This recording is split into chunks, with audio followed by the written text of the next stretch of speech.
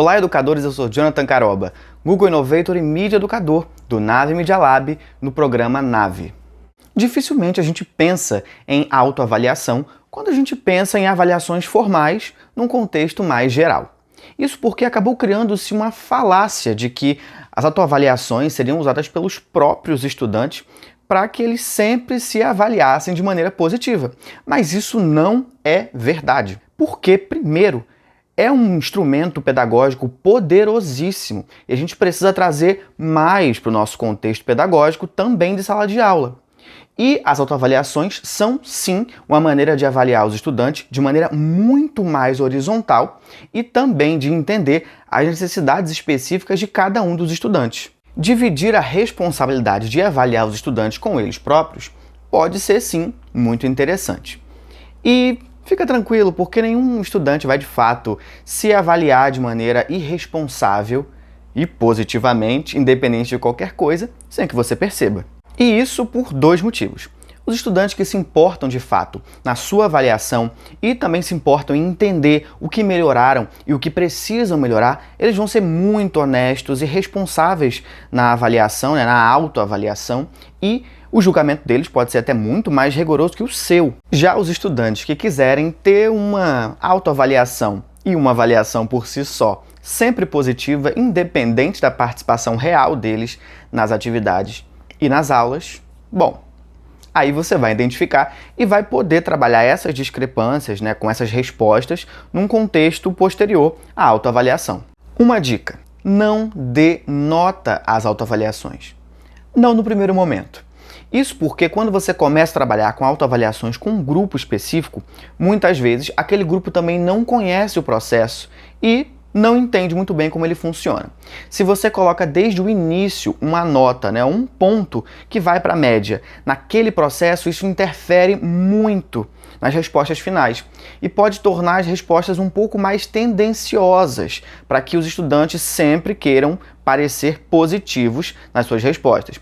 E a intenção da autoavaliação é exatamente mostrar para eles, mostrar para o grupo e para você, claro, quais são os pontos fortes e fracos de cada um deles. E isso nos leva à nossa segunda dica, para que você interfira muito pouco no processo. Isso porque os alunos estão se descobrindo. Eles estão entendendo o que eles sabem, o que eles são, quais habilidades e competências eles têm. E aí vai ser, claro, muito importante que você sempre explique competências, habilidades, apresente critérios, fale de maneira aberta como eles estão evoluindo em cada uma dessas habilidades, mas é muito importante que eles se descubram. Que essas meninas e meninos entendam o que eles estão evoluindo mais ou melhor em cada uma das habilidades e também o que eles têm e o que eles são para oferecer para aquele grupo do qual eles fazem parte. O primeiro recurso que nós temos para trabalhar com a autoavaliação dos estudantes é o Google Formulários. Se você ainda não conhece, a gente tem vídeos maravilhosos apresentando o Google Formulários, como ele funciona, desde as funções mais simples até as mais avançadas, como as sessões, que a gente vai ver aqui ainda agora. Então, o Google Formulário, ele é uma ótima ferramenta para a gente criar os nossos formulários e criar as autoavaliações com nota e sem nota, como a gente falou ainda agora.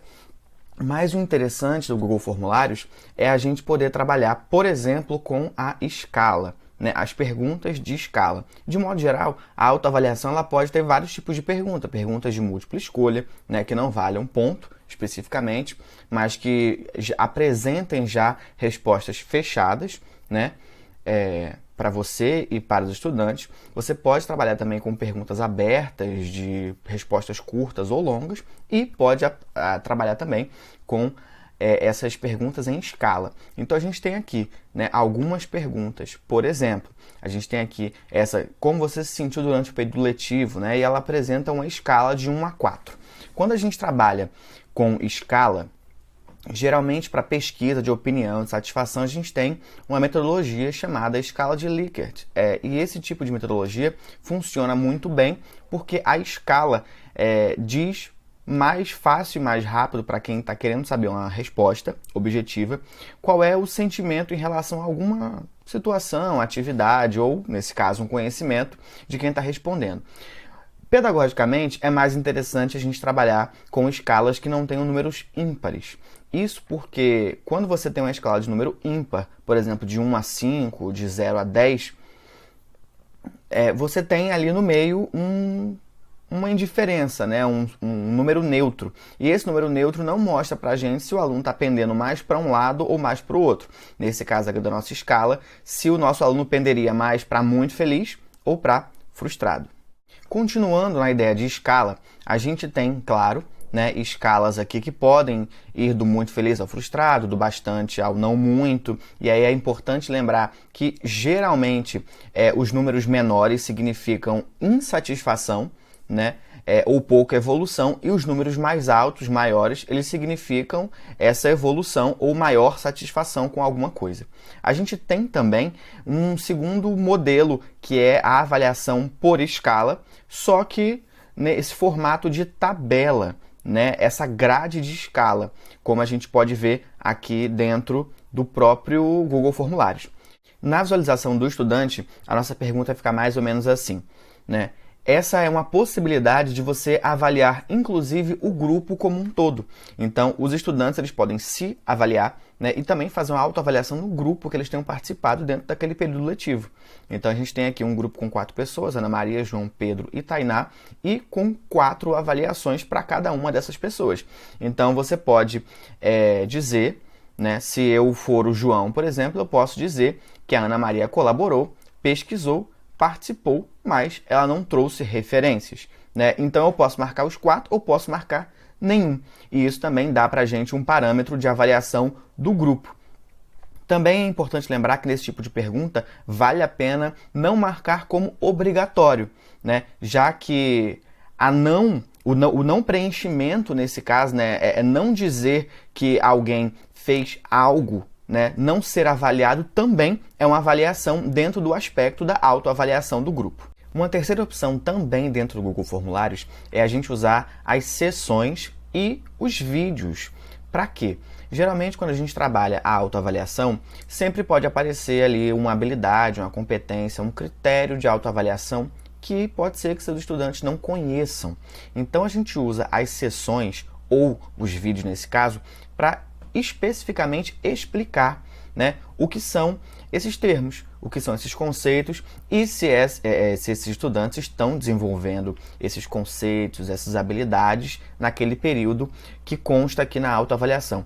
Então você pode colocar um vídeo, por exemplo, aqui que explica, né, esse conceito, para que na sequência você coloque uma pergunta de escala aqui perguntando, né, se o estudante se sentiu corresponsável pelas entregas, por exemplo, naquele período, e ele vai conseguir avaliar e eventualmente descobrir, né, uma habilidade que ele tem e que ele exerceu naquele período.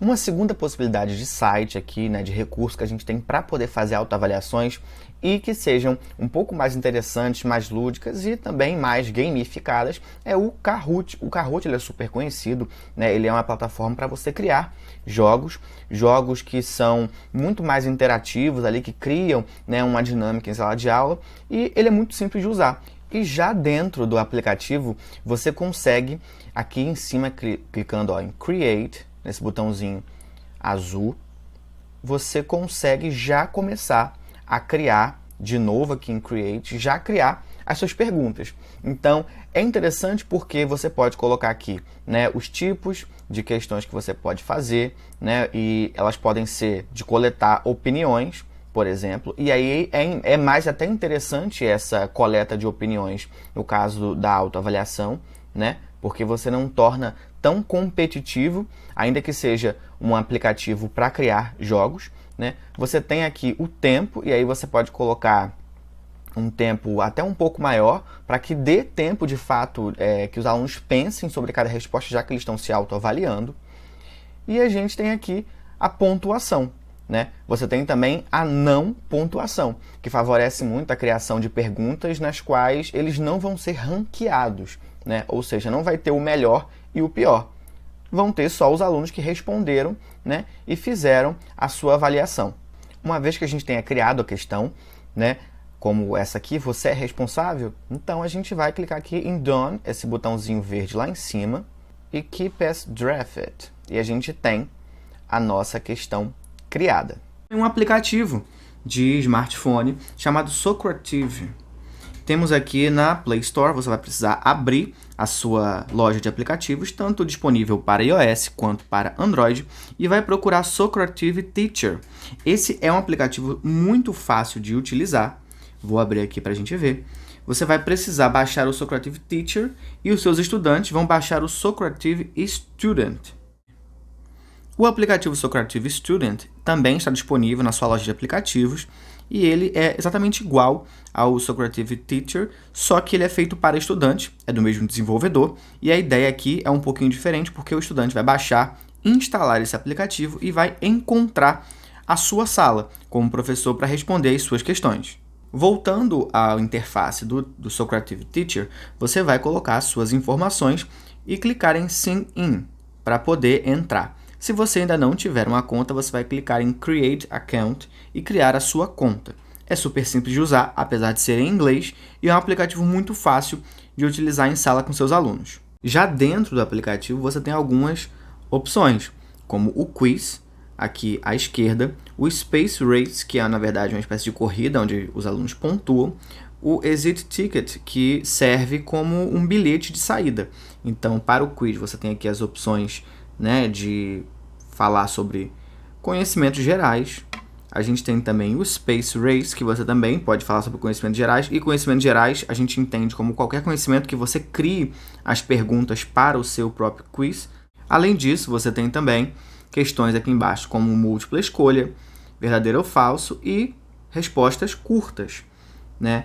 É legal lembrar que, apesar de ser em inglês, é um aplicativo muito fácil de ser utilizado e você pode também usar na sala de aula de maneira síncrona, né? Tanto no modelo presencial quanto no modelo remoto ou híbrido. E serve para os alunos conseguirem ter uma resposta rápida em relação à autoavaliação deles.